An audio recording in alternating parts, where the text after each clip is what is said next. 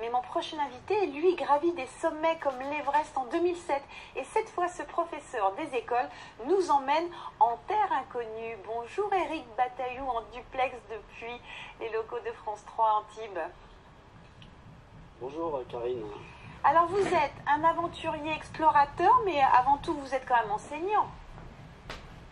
Oui, je suis effectivement enseignant. Je suis enseignant dans un petit village de Bar-sur-Loup dans les Alpes-Maritimes. Actuellement je suis en maternelle, mais bon, vu que j'ai quelques années d'enseignement, j'ai un peu navigué dans tous les niveaux d'école. Mais effectivement je suis à temps plein enseignant. Et vous continuez à naviguer, vous allez partir pour les terres australes, donc avec la casquette d'enseignant cette fois-ci, ou d'aventurier, ou voilà, les deux. un voyage dans les terres australes, c'est toujours une petite aventure quand même, ou une grande aventure même, mais je pars avec la casquette d'enseignant pour faire découvrir aux élèves ce qui se passe un petit peu dans les terres australes, le temps d'une rotation sur un bateau un petit peu mythique qui est le Marion Dufresne. Et je pars avec une collègue qui va Francine Brondex, qui était enseignante aussi, et elle va s'occuper un petit peu de la partie collège et lycée, et moi plus de la partie élémentaire. Alors ce bateau sur lequel vous allez embarquer, le Marion Dufresne, il a aussi une valeur pédagogique, scientifique, il ravitaille aussi les terres australes? Voilà, c'est un navire un petit peu qui a plusieurs fonctions. Tout d'abord, il part de la Réunion et il va ravitailler donc ces terres australes, c'est-à-dire qu'il va apporter tout ce qu'il faut pour vivre pendant une année, toute la nourriture, tous les équipements, toute l'énergie.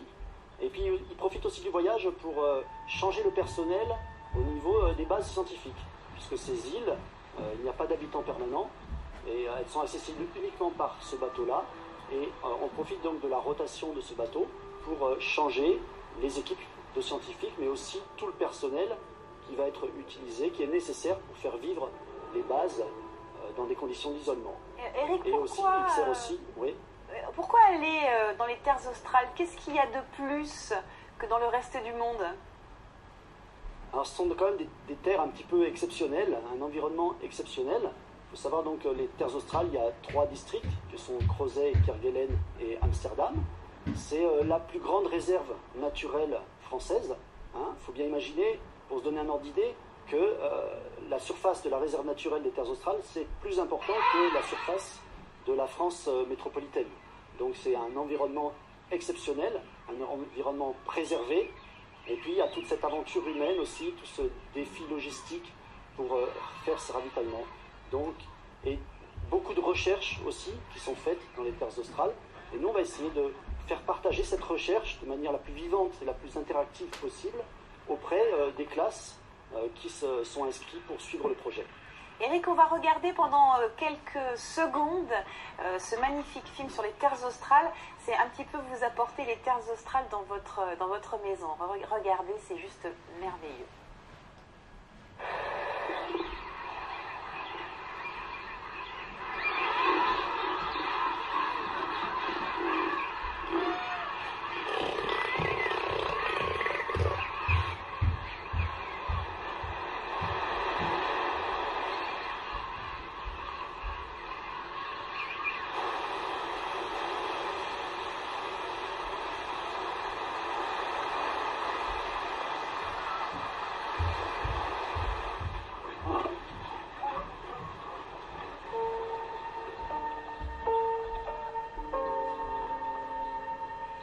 Éric, quand on voit ces images, on découvre un paradis terrestre.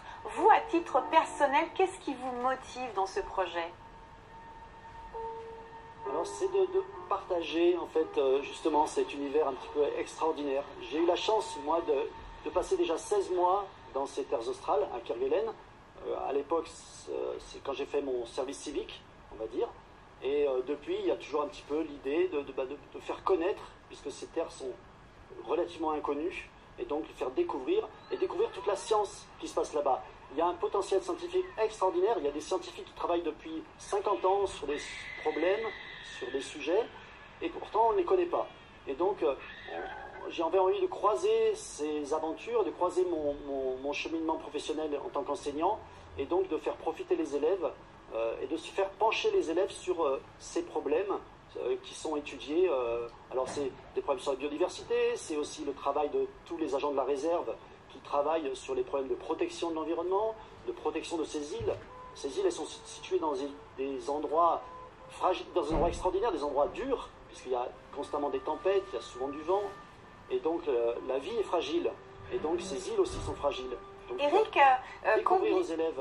Combien d'écoles justement participent à ce beau projet? Parce que vous partez avec tout un tas de questions des écoliers à poser aux scientifiques et vous faites le lien en fait. Mais combien concrètement il y a d'écoles? Voilà, on a essayé de fabriquer des outils pour ouvrir au maximum de classes, en fait, toutes les classes qui sont intéressées, mais aussi tous les particuliers qui seraient un peu curieux de découvrir ces terres. Et actuellement, on est à pratiquement 500 classes qui vont nous suivre pendant ce voyage, qui travaillent déjà sur les sujets, puisqu'on a proposé sur le site internet du projet des dossiers pédagogiques pour permettre aux enseignants de rentrer dans l'univers des terres australes, de découvrir les problématiques et de se faire travailler les élèves sur ces problèmes-là. Et en travaillant sur les problématiques qu'on trouve ou sur les sujets de recherche qu'on trouve dans les terres australes, forcément on amène les élèves aussi à se poser des questions sur son environnement, à regarder ce qui se passe autour des classes, puisqu'on retrouve un petit peu les mêmes problématiques dans les terres australes que autour d'environnements proches des élèves. Alors Eric, cette démarche d'accompagnement. On a pour terminer, on a mis votre site internet pour que les gens se renseignent et découvrent, mais on peut aussi vous aider parce que vous avez besoin, vous aussi, de partenaires, parce que vous partez sur vos deniers propres, vous avez besoin de matériel, vous avez besoin donc d'un peu d'argent. Donc on a mis le site internet, si les gens peuvent vous aider, ils sont les bienvenus. C'est bien ça, Eric?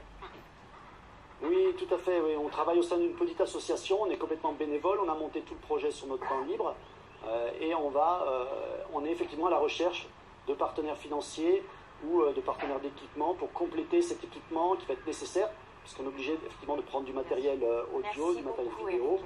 On va vous souhaiter un bon voyage avec Francine. Vous partez en décembre. Quand vous revenez dans l'émission. Ça marche? Merci à tous les deux et merci à mes collègues d'Antibes. Elle aussi mérite le détour. C'est